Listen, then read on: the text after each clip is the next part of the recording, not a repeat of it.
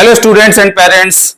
So what's the importance of a counselor to make a right career? इस चीज का एहसास आपको तब होता है जब समय निकल जाता है, और यही हालात इस समय है उन नीट स्टूडेंट्स के साथ जिनको कहीं पर एमबीबीएस की सीट्स नहीं मिली है और अब वे परेशान हो रहे हैं। मैं ऐसे ही कुछ उदाहरणों के साथ शुरू करूंगा जो भी मेरे पास कॉल्स आए हैं, और अपार्ट फ्रॉम नीट और MBBS will talk about some other career options as well, कि आफ्टर 12th किस तरीके से एक करियर काउंसलर की सलाह आपको सही करियर चुनने के लिए हेल्प करती है, और वहां से फिर आप सक्सेस के पाथ पर आगे बढ़ते चले जाते हैं। अभी यही हालात है। देखिए, मेरे पास में कई सारे पेरेंट्स के ऐसे कॉल आए हैं जिनका कहना है कि सर मेरे बच्चे के मार्क्स जो हैं ज्यादा हैं और कम मार्क्स वाले बच्चे का एडमिशन हो गया, उसको सीट मिल गई फला कॉलेज में। जैसे उदाहरण के लिए मैं बताऊं, छत्तीसगढ़ का एक केस आया, ऐसे ही राजस्थान का एक केस आया। अलग अलग स्टेट्स के पेरेंट्स की ये कंप्लेंट है।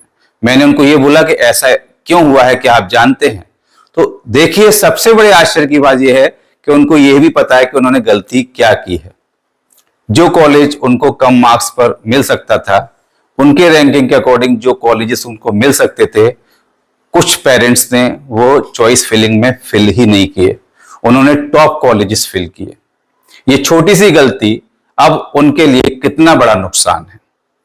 इसीलिए हमेशा मैं सलाह देता हूं कि आप एक सही काउंसलर की सलाह लें, सही काउंसलर की सलाह के माध्यम से ही आगे बढ़ें, क्योंकि आपका बच्चा भी जब डॉक्टर बनेगा, अच्छा डॉक्टर बनेगा, उसकी सलाह से ही किसी मरीज का सही इलाज होगा। अभी यहां पर एक प्रश्न और भी उठता है।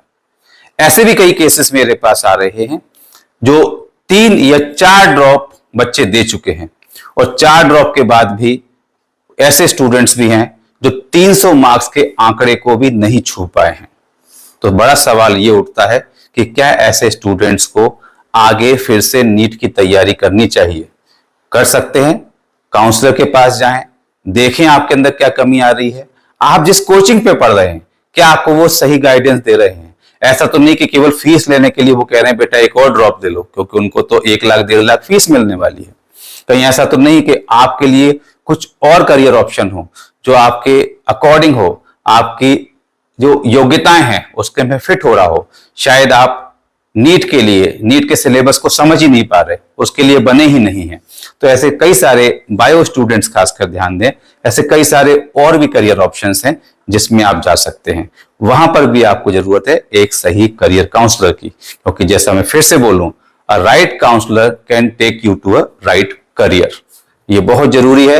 एक छोटी सी गलती और कई बार एक छोटा सा गलत डिसीजन आपके पूरे साल को खराब करता है। तो आपको ये ध्यान रखना है कि जब भी आप कोई करियर चुने, तो करियर चुनते समय आप उसमें ये तो देखते हैं कि आगे अपॉर्चुनिटीज कितनी हैं, लेकिन आपको ये भी देखना है कि क्या आप उसमें फिट हो रहे हैं।